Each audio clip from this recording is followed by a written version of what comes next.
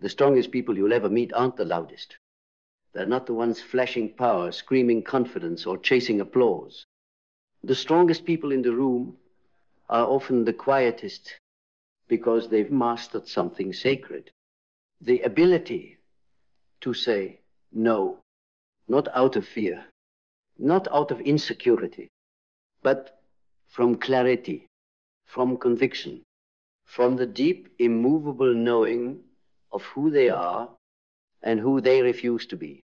You think strength is built through more hustle, more followers, more, yes, more approval. But becoming unshakable doesn't start with more. It starts with less, with the cutting, with the choosing, with the line drawn in the soul that says, this is who I am.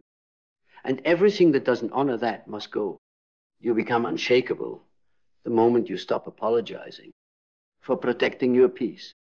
You become untouchable the moment you realize that your energy is your empire and access to it is earned, not owed. Carl Jung said,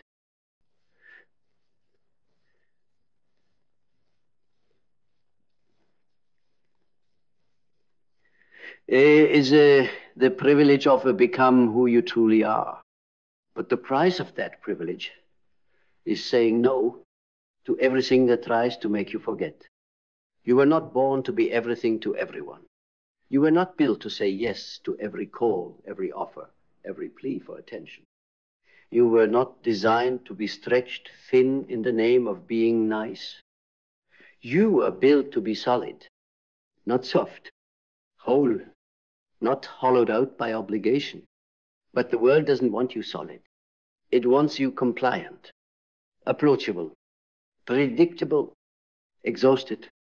It wants you addicted to the dopamine of agreement. Because when you're always saying yes, you're too busy to remember you're not free. Real freedom begins with a word that terrifies the insecure. No. No to the distraction. No to the drama. No to the people who only remember you when they need something. No to the impulse to please. No to the constant reach for more when you haven't even become more. Because every yes you give out of guilt is a no to yourself.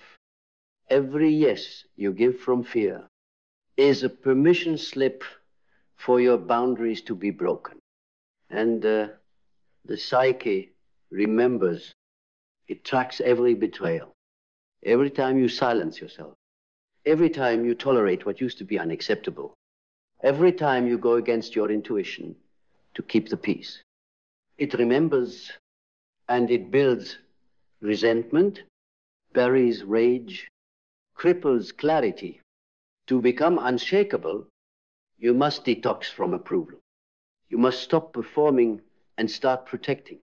Protecting your time, protecting your voice, protecting your purpose, like it's the last sacred thing left in a world that wants you distracted, diluted, and depleted. This is where psyphoria begins. The inner clarity that buzzes in your bones when you finally choose truth over tolerance. The electricity that awakens when your yes actually means yes, because your no has weight. Psyphoria is not pleasure. It's power. It's the rush that comes when your life finally reflects your soul, not your fear. And to live in psyphoria, you have to become ruthless with what you allow. You have to stop being polite to your own destruction. You have to stop inviting chaos over for tea because it's wearing the face of an old friend, a family member, a childhood pattern. Becoming unshakable means facing the grief of boundaries. Because when you say no, you don't just disappoint others. You bury parts of your old identity. The people pleaser, the helper, the savior, the martyr, the one who got their value from being needed. But you were never created to be needed. You were created to be known, and that only happens when you are willing to be misunderstood. because not everyone can comprehend conviction. Not everyone can handle a soul that's not for sale. So let them be confused. Let them talk. Let them walk away. You are not here to be understood by everyone. You are here to be undeniably yourself. And that means drawing the line. It means rewriting the contract. It means waking up every day and asking, what is no longer welcome in my life? What did I allow yesterday that no longer belongs today?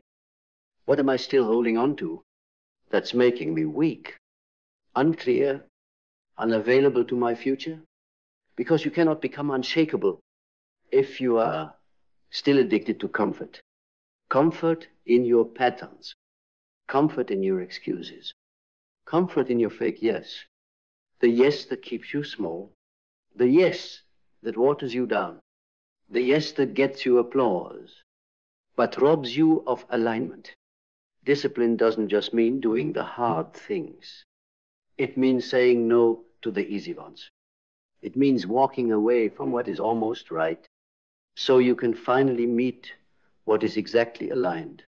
It means choosing boredom over chaos, solitude over noise, vision over validation. And the moment you start doing that, you stop bending, you stop breaking, you stop explaining your no like it needs a PowerPoint presentation. Because when you know who you are, no becomes holy. No becomes sharp. No becomes a sword that cuts through every lie you used to live in. You were not born to be agreeable. You were born to be anchored, and anchored people don't flinch. They don't sway with opinion. They don't shapeshift for attention. They walk into rooms knowing if I'm too much for this space is not enough for me. Let them shrink. Let them squirm. Let them say you've changed. Because you finally remembered that no is not a rejection of others. It's a reclamation of self. And from that self, clarity begins. Vision is born. Purpose reawakens. And a new rhythm sets in. One that doesn't need chaos to feel alive. One that doesn't need noise to feel valuable. One that doesn't say yes unless the soul agrees. This is the root of all power. And it begins with a word so simple, so small, yet so feared, no. Because once you say it, once you say no with your chest, with your spine, with your soul, you never go back. There is a moment in every transformation where the old self gasps for breath, where your former identity pleads with you to soften, to compromise, to just be liked again, to make it easy, to say yes because it's nicer, because it avoids conflict, because it keeps the peace. But peace built on self-abandonment isn't peace. It's performance. It's a funeral dressed in diplomacy. It's silence where your roar used to live. Becoming unshakable means you finally let it die. You let the old identity dissolve. The agreeable one, the always available one, the one who needed to be seen to feel real, the one who said yes to stay safe. You bury it with honor, with fire, and then you rise, emptier, but truer. Because when you finally clear out everything that isn't you, you start hearing a different voice. Not the noise of the world, but the rhythm of the real you. The voice that doesn't scream. It doesn't beg. It doesn't ask for permission. It just knows. It knows what to do when the world tests your edges. It knows what to keep and what to cut. It knows that power isn't loud. It's precise. And the most precise act of power is knowing when to refuse, not from fear, but from fullness, from the deep-rooted understanding that your boundaries are not walls. They are windows into your values. And what you protect reflects what you believe you're worth. That's why no is so terrifying to those still healing, because it forces them to confront the question, what have I been allowing that is beneath the life I claim to want? And if you really want the life, the freedom, the clarity, the focus, you'll have to earn it. Not by doing more, but by choosing less distraction, less compromise, less explaining. You will not be able to carry both your future and your need to be understood. One will have to go, because no is a door. Every time you say it, you close the portal back to who you used to be. Every time you say it, you remind the universe that you are unavailable for anything that dilutes you. Unshakable people don't fight to be included. They don't knock on locked doors. They build their own rooms. They walk with conviction, not because it's easy, but because it's necessary. They know that discomfort is temporary, but regret is a life sentence. And the pain of saying no in the moment is nothing compared to the pain of saying yes to what kills you slowly.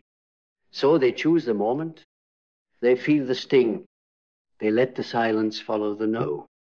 They let people react, they let them go, and they stand still. They don't shake, they don't explain, they don't justify their standards like they're negotiable, because they are done. Done being stretched for people who don't bend. Done being drained by people who never pour back. Done being soft for a world that only respects steel. That steel, it's not cold. It's not cruel. It's sacred. It's what allows you to stay soft where it matters. With the ones who see you, honor you, meet you where your no is already understood. Because no isn't a rejection. It's alignment. It's a redirect from distraction to destiny. It's the boundary that makes your yes worth something again. It's the gate you place in front of your time, your attention, your sacred mind. So only those who carry respect may enter. And when you start living like that, the world changes. Not because it becomes easier, but because you become clearer. You stop chasing clarity and start becoming it. You stop seeking power and start embodying it. And suddenly, the storms that used to shake you don't. The rejections that used to break you don't. The distractions that used to seduce you don't. Because now, your soul has structure. Now, your mind has muscle. Now, your energy is no longer leaking through every open door, because you've finally chosen to protect what's inside the temple. Becoming unshakable was never about becoming hard. It was about becoming holy. It was about returning to yourself so fully, so unapologetically, that every no became a prayer for protection, a prayer for purpose, a prayer that said, I will no longer betray myself to be included. I will no longer abandon myself to be accepted. I will no longer say yes when my soul says no. And from that place, you walk differently, not with arrogance, but with authority.